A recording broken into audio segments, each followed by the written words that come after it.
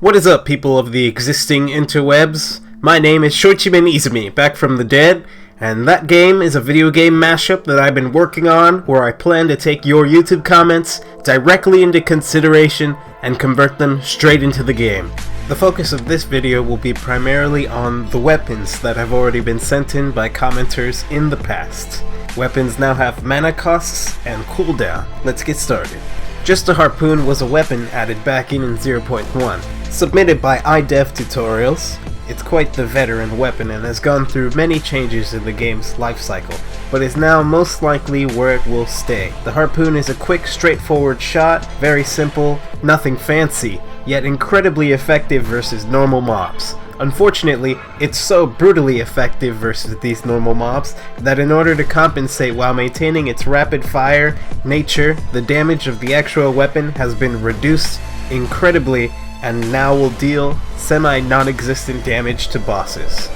Next up is a semi-veteran weapon called the Volcano Grenade, submitted by Yokos.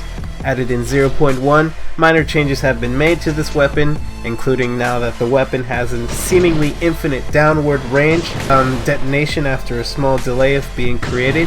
The increase in this weapon's hitbox has made it much more powerful as a result, and in order to compensate, the mana range has been increased as well as the use cooldown. It also deals 3 powerful ticks to enemies that collide with the flame column, and sets them on fire for a burn over time. This weapon is incredibly easy to shred down bosses if you memorize its bounce patterns and space appropriately. Up next is the Gator Cannon, submitted by a user under the name of August Kimbrell. I thought it was a great idea when I read the comment, but unfortunately I wasn't given a whole bunch of details as to how exactly they wanted the comment to be implemented into the game. So, as of right now, the Gator Cannon is just a simple weapon. It spawns the gator collides with the closest ground, and sits there for 15 seconds upon fading away. If a gator can collide with an enemy and deal melee damage, then it will reset the lifetime, and it will continue to fight until the lifetime runs out.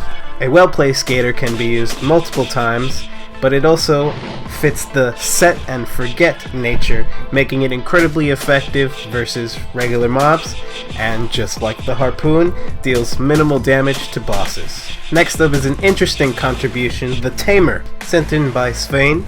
It is a low damage utility crossbow that allows you to tame the enemies hit with the projectile and mount them, gaining their specific movement properties in exchange for your own, such as the Flaming Skull's flying property, or the Ant's, regular, really slow movement property. And, yeah, I don't know why you'd want to use that, but it's there, and there are also a few other secrets involved with this weapon. The projectile is actually very slow, and it has very low range, and the use time is quite a bit long, but the use time refreshes instantly upon hitting an enemy, so if you aim wisely, it should be seamless. Up next is the Snail Mine trademark symbol.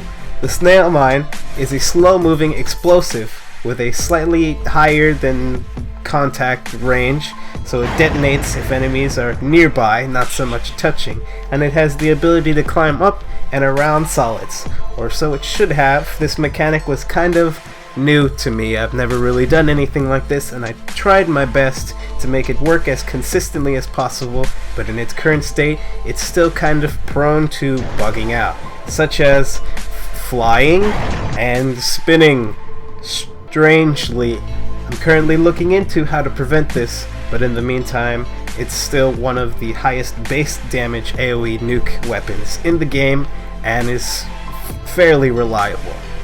Last on the list we have the Punisher. This is currently the highest potential damage weapon in the game, due to its incredibly high risk, high reward punishing playstyle, and I literally mean high risk, high reward. This weapon is unlike any others. The Punisher demands accurate aim, or else it will chunk you for almost half of your life points. Here's how it works. Based on a formula, the Punisher gains damage as it travels. The longer the distance it covers before it hits an enemy, the more damage it will deal upon impact. The projectile is also very small, making it sort of difficult to hit smaller enemies. And if the projectile does not touch an enemy within the amount of time it has to exist, it will automatically detonate and deal the maximum damage to you, and only you. This weapon is highly not recommended for use against regular mobs whatsoever, but in the right hands, it can be used to deal a gratuitous amount of damage to bosses. Again, I'd like to note that this video only covers the weapons that have been added. I will soon be adding more videos to cover the rest of the content in the 0.5 patch. Now that I've covered the weapons, I'd like to apologize to those of you who have waited so long for this update. I am incredibly sorry it took me so long for this release, and if you stuck around this entire time, I'd truly like to thank you by offering you an exclusive gold-rimmed emote. Anybody who has commented before this video on this project will be able to receive this emote with the gold rim. The emote can have any image inside of it that you'd like and can play any sound effect, or if you'd rather it didn't play a sound effect, it can still have the default gold sound effect that is currently being displayed on the screen right now. The 0.5R emote is a sample of what the gold rim emote will look like, and the 0.5 emote will be removed in the 0.6 patch so that only those of you with the gold rim emote will have that feature. It will be dedicated to you. Alright guys, as always, download is in the description along with the rules for submitting new ideas, and I truly hope you enjoy. As a reminder, I will not be claiming any of these ideas as my own, and that's about it. Alright, peace!